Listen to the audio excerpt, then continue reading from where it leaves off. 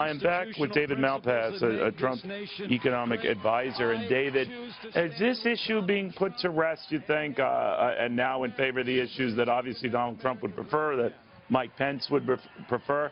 Because it seems like much of the party leadership isn't going along. What do you think? Hi, Neil. Well, there's a few more weeks to the campaign. I hope we can talk a lot about the issues. As you look at the two choices Americans face in the election, there's a huge distinction between their approach on policy. I think also there's a difference on leadership. So, you know, when you're picking a president, you're picking someone who's going to lead the country for some years. Trump has shown an ability to pick good people. Look at Mike Pence. You're showing him now. I think he will pick a leadership group that will be really strong and be able to engineer an upheaval of the government in Washington. Hillary Clinton, on the other hand, is going to continue the current government, and that means slow growth, that means higher taxes, that means heavy regulation. Small businesses are under the gun all the time under that approach.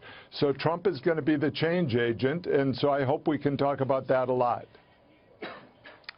You might get your chance, but it seems that many in your party are not willing to give him that chance, or they feel that, you know, he's just another tape away from more explosive comments.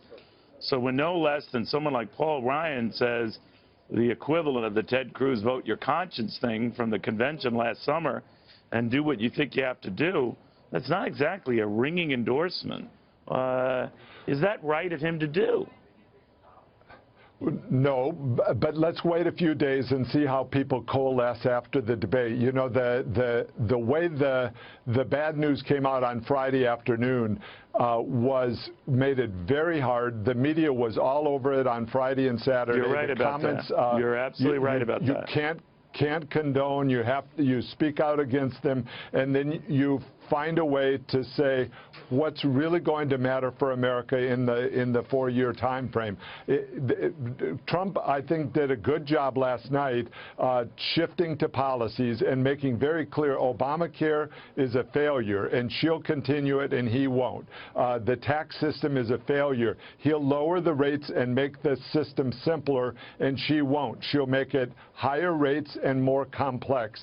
Regulatory policy, the same thing. He's going to make them work better for the country and for growth and for jobs. She's going to make them work worse. And so that's where the election is going, and I think that's the way the debate went last night.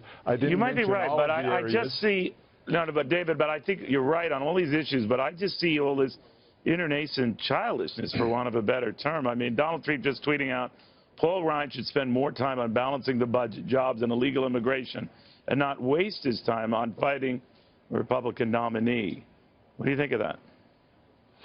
Well, I think Ryan is trying to hold on to the House, but there's also a lot of people in Washington who are just trying to hold on to power and to the old system. They've done well in the old system. So one of the things for voters to try to think about is whether they want change, and if they do want change, who's going to help bring it. And I think that's much more Trump.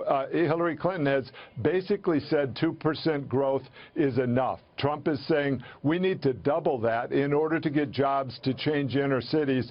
And Hillary Clinton is just not even trying. That's my impression. We'll watch closely. David, thanks for your patience.